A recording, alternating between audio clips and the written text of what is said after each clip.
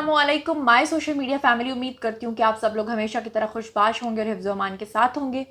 Thumbnail पर आप लोगों ने जो पढ़ा है वो बिल्कुल ठीक है और आज मुझे इस बात पे इतना गुस्सा है कि मैं समझ नहीं पा रही कि मैंने अपने जज्बात का इजहार किस तरह से करना है। सबसे पहले तो आपको लगेगा शायद ये बड़ी आम सी बात है, हालांकि सोशल मीडिया पे इसके खिलाफ काफ़ी आवाज़ उठाई जा रही है, लेकिन उसके बावजूद मैं इसके कुछ ऐसे पहलू डिस्कस करने वाली हूँ जो कि आप लोगों को पता भी हैं, लेकिन हम शायद जानबूझकर कबूतर की तरह अपनी आंखें बंद करके ये समझ रहे हैं कि सामने जो बिल्ली हमें खाने आई थी वो बिल्ली जा चुकी है, लेकिन वो बिल्ली कहीं नहीं गई। हमारी आंखें बंद करने के बावजूद भी वो बिल्ली वहीं मौजूद है। उल्टा अपनी आंखें बंद करके हम अपना सेल्फ डिफेंस भी नहीं कर पा। तो दरअसल मामला कुछ यूं है, पहले मैं आपको रिपोर्ट करूंगी मामला कि क्यों अपने आप को ख्वाजा सराह कहा, क्यों अपने आप को खुसरा कहा। ख्वाजा सराह उर्दू में कहते हैं, खुसरा कहते हैं पंजाबी में, और ट्रांसजेंडर कहते हैं या शीमेल कहते हैं इंग्लिश में। क्यों कहा अपने आप को ये सब कुछ ईमान अली ने? वो ईमान अली जिनको लोग देखते हैं, जिनकी फिल्म्स देखते हैं, जिनके गाने देखकर, जिनकी फिल्म्स देखकर और जिनकी मॉडलिंग असाइनमेंट्स देखकर हम लोग बड़े हुए हैं, और आज वो खातून टेलीविजन पे बैठ के सरेआम कह रही है कि वो ख्वाजा सरा है। मतलब ये किस तरह की नॉनसेंस है? और फिर इसके ऊपर लोग रद्द-ए-अमल भी दे रहे हैं कि सारा मामला क्या है। ये सब कुछ मैं आज के इस वीडियो में आपको बताने वाली हूँ। आप सब लोग जानते हैं कि अभी हाल ही में बहुत शोज़ की एक बौछार हुई है टीवी पे। हर होस्ट की कोशिश होती है कि हम कोई ना कोई ऐसा सवाल करें कि जिस पे कोई ना कोई ऐसा कंट्रोवर्शियल जवाब आए कि उसके बाद वो हेडलाइन बन जाए, हर तरफ वो डिस्कशन होने लगे उस चीज़ की।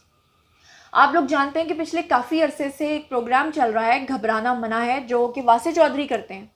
और वासे चौधरी जब ये प्रोग्राम कर रहे थे तो उसी दौरान जब ईमान अली, आपको पता है कि सुपर मॉडल रही हैं हमारे मुल्क की, अक्सर लोग उनको समझते थे कि ये ड्रंक रहती हैं, लेकिन उन्होंने एक दफ़ा टेलीविज़न पे आके ये बताया था, आबिद अली की बेटी हैं वो मरहूम, तो उन्होंने ये बताया था कि वो जनाब अली ड्रंक नहीं रहती हैं, बल्कि वो एक पुरअसरार बीमारी का शिकार हैं, जिसकी वजह से वो अपनी सेंसेस में पूरे तरीके से नहीं रहती हैं, जिसकी वजह से वो लोगों को ऐसी नज़र आती हैं, ऐसी दिखती हैं। आप लोगों को याद होगा कि कुछ अर्सा पहले एक अवार्ड शो के अंदर जो फवाद खान हमारे बड़े सुपर हीरो हैं, उनके बारे में भी लोगों ने ये बात की थी कि इंडिया जाके वो ख़राब हो गए हैं, उन्होंने ड्रिंकिंग स्टार्ट कर दी है क्योंकि वो लड़खड़ाते हुए स्टेज की तरफ जा रहे थे। तो तब भी फवाद ने ये बयान दिया था कि ऐसा कुछ नहीं है, बल्कि वो बचपन ही से शुगर जैसी बीमारी का शिकार हैं, जिसकी वजह से उनकी तबीयत वहाँ पर ख़राब हो गई थी और वो लड़खड़ा रहे थे, और उन्होंने ये वजाहत की थी। अब जो ईमान अली हैं, इनके जो फ़ोटोशूट्स हैं वो देख कर नई लड़कियाँ मॉडलिंग की तरफ आती हैं, मॉडलिंग में आती हैं तो सबसे पहले इनको देखती हैं कि ये किस तरह से फ़ोटोशूट्स कराती हैं, और माशाल्लाह वो काफ़ी फ़ोटोजेनिक भी हैं।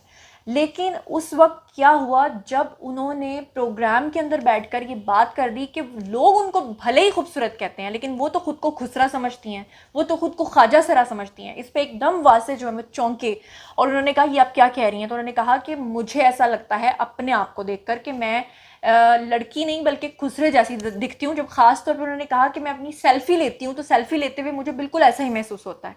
अब इस हवाले से जब इन्होंने ये प्रोग्राम में कहा तो सोशल मीडिया पे तनकीद का एक तूफान उमड़ आया, लेकिन इसके पीछे की जो असल वजह है वो मैं आपको बताऊंगी, जो आपको कोई भी नहीं बताएगा। अब यहाँ पे लोगों ने जो तनकीद करना शुरू की वो ये करना शुरू की कि अल्लाह ताला की जो बेहतरीन तख्लीक है वो अशरफुल मखलूक़ात है, यानी इंसान है। और दूसरी तरफ लोगों का लगा कि एक तो इंसान अल्लाह की जो बेहतरीन तख्लीक है, क्या वो इस चीज़ पर राज़ी नहीं है कि उसको जो दिया गया है वो बेहतरीन दिया गया है, और वो उस पर शिकवा कर रहा है, और वो लोग जिनको हम सेलिब्रिटी समझ के फॉलो करते हैं वो स्क्रीन के ऊपर आकर अपने ऊपर इस तरह की बातें कर रहे हैं और जाहिलाना फ़िक्रे जो हैं वो कस रहे हैं, तो फिर लोगों के ऊपर उस चीज़ का क्या असर होगा। इसीलिए हमारे मुआशरे के अंदर प्लास्टिक सर्जरी का रुझान बढ़ता चला जा रहा है, क्योंकि हम तशक्कुर ही नहीं करते कि अल्लाह ने जो हमें दिया है। हमें लगता है कि जो भी हमारे अज़ा हैं उनमें कोई ना कोई प्रॉब्लम है, उसको ठीक होना चाहिए, और उसी कॉम्प्लेक्स ने हमें इस हद तक कर दिया है कि हमने अपनी शक्लों को बिगाड़ना शुरू कर दिया है। इसीलिए तो ये एस्थेटिक डॉक्टर्स की जो दुकानें ये सजी हुई हैं, और ये आपको ये झांसा देकर कि हम आपको बिल्कुल मॉडल जैसा बना देंगे, आपको आपसे लाखों रुपए ऐंठते हैं। और मॉडल्स क्या कह रही हैं? मॉडल्स कह रही हैं कि हम तो ख्वाजा सरा है। इस हवाले से आप लोगों को याद होगा जियो न्यूज़ की एक वेटरन न्यूज़ कास्टर हैं जिनका नाम है राबिया अनम, वो मैदान में आई और उन्होंने कहा कि खुदा के वास्ते, उन्होंने आके पोस्ट की बाकायदा सोशल मीडिया पे, उन्होंने कहा खुदा के वास्ते उस बेवकूफ़ अदाकारा को कोई बयान देने से रोको। उन्होंने कहा कि ये किस तरह की बातें कर रही हैं। और फिर राबिया अनम ने यह भी कहा कि मैं इस बात पे इंतहाई हैरान हूँ कि इस तरह के लोगों को बाकायदा इन प्रोग्राम्स के अंदर पैसे दे के बुलाया जाता है। क्योंकि आप लोगों को पता है कि जब भी कोई सेलिब्रिटी किसी शो में आता है तो वो सबसे पहले यही पूछता है मेरा बजट क्या है, उससे बजट डिसाइड होता है, फिर उसके बाद उसको बजट दिया जाता है, उसको पे किया जाता है, फिर ही वो अपना टाइम आपको देता है, फिर ही वो शो पर आकर बैठता है। और फिर भी अगर आकर वो प्रोडक्टिव बातें नहीं करता और वो इस तरह की बातें करता है कि हर लड़की के अंदर एक कॉम्प्लेक्स पैदा हो जाता है। अब सवाल ये है कि क्या जो ये बातें की गई हैं इसकी जो जिम्मेदार है वो सिर्फ और सिर्फ ईमान अली हैं? मैं कहूँगी कि नहीं। क्यों नहीं? क्योंकि जितने भी ये बड़े बड़े लोग हैं, फैशन डिज़ाइनर्स हैं, फ़ोटोशूट्स करने वाले लोग हैं, या बड़े बड़े प्रोड्यूसर्स हैं, डायरेक्टर्स हैं, आप यकीन कीजिए, मेरा अपना तजर्बा है कि जब भी कोई लड़की इनको मिलने के लिए जाती है और इनसे काम मांगती है और इनसे प्रोजेक्ट मांगती है तो ये जो सामने बैठी हुई बंदी है उसको उसकी नफ़ी करते हैं, उसकी ज़ात की इस कदर उसको जलील करते हैं, उसको ऐसी ऐसी बातें सुनाते हैं कि वो खुद कॉम्प्लेक्स का शिकार होकर आ जाए। वहाँ पर सिर्फ वही इंसान जो है वो बचता है जिसको अल्लाह की ज़ात पे बड़ा यकीन होता है या जो बहुत कॉन्फिडेंट होता है। अदरवाइज ज़्यादातर तो 95% लड़कियाँ इस तरह के कॉम्प्लेक्सेस का शिकार होकर वापस आ जाती हैं। अब मैं ज़रा आपको बताऊँ कि उनसे इस तरह की बातें की क्या जाती हैं। उनको कहा जाता है कि ये जो तुम आई हो काम मांगने के लिए, क्या तुमने अपनी हाइट देखी है? क्या तुमने अपने बाल देखे हैं? क्या तुमने अपना रंग देखा है? क्या तुमने अपनी आईब्रोज देखी हैं? क्या तुमने अपनी स्किन देखी है? क्या तुमने अपनी स्किन टोन देखी है? तुम इस काबिल हो कि तुम्हें काम मिले? और यकीन करें कि वो लड़कियां अच्छी खासी और ठीक ठाक होती हैं, सिर्फ और सिर्फ उनको ये कॉम्प्लेक्स इसलिए डाला जाता है ताकि वो उस कॉम्प्लेक्स का शिकार होकर बहुत ज़्यादा कॉन्फिडेंट ना हो जाएं, और कॉन्फिडेंट क्या ओवर कॉन्फिडेंट ना हो जाएं, इसलिए उनको शुरू से ही इस तरह से कहा जाता है। लेकिन कहीं ना कहीं वो चीज़ उनके सबकॉन्शियस माइंड का हिस्सा बन जाती है और वो कहीं ना कहीं बिलीव करने लगती हैं कि उनकी ये चीज़ ठीक नहीं है। आप देखें कि बड़े बड़े जो फोटोशूट्स करने वाले लोग हैं ये कहते हैं नहीं नहीं आपका ये एंगल ठीक नहीं है, वो कॉम्प्लेक्स नया डाल देंगे, आज के बाद आपने इस एंगल से तस्वीर नहीं खिंचवानी। वो मॉडल को पता लग गया कि जी अच्छा मेरा ये एंगल ठीक नहीं है, वो अगली बार अपना एंगल ठीक कराने एस्थेटिक डॉक्टर के पास या किसी कॉस्मेटोलॉजिस्ट के पास गई होती है और जाकर अपनी सर्जरी करा देती है। कोई कहता है तुम्हारे दांत ठीक नहीं, कोई कह देता है तुम्हारी स्किन ठीक नहीं, कोई कह देता है कुछ।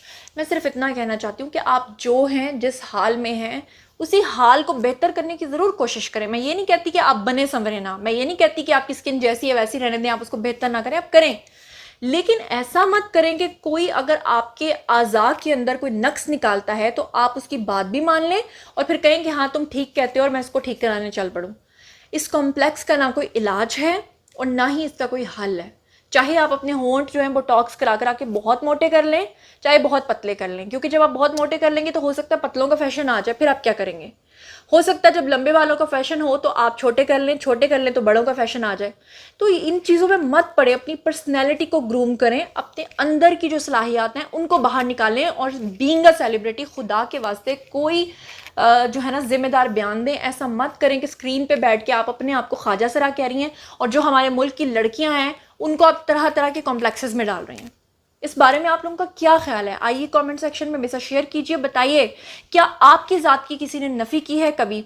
क्या आपको ख़ानदान में इस तरह की ट्रोलिंग का सामना हुआ है? कभी लड़कियों का रिश्ता होता है, उनको लड़कों के साथ भी ऐसा होता है, कभी कह दिया जाता है इसकी नाक मोटी है, इसकी पतली है, इसका रंग काला है। क्या आपके साथ कभी इस तरह की चीज़ें हुई हैं?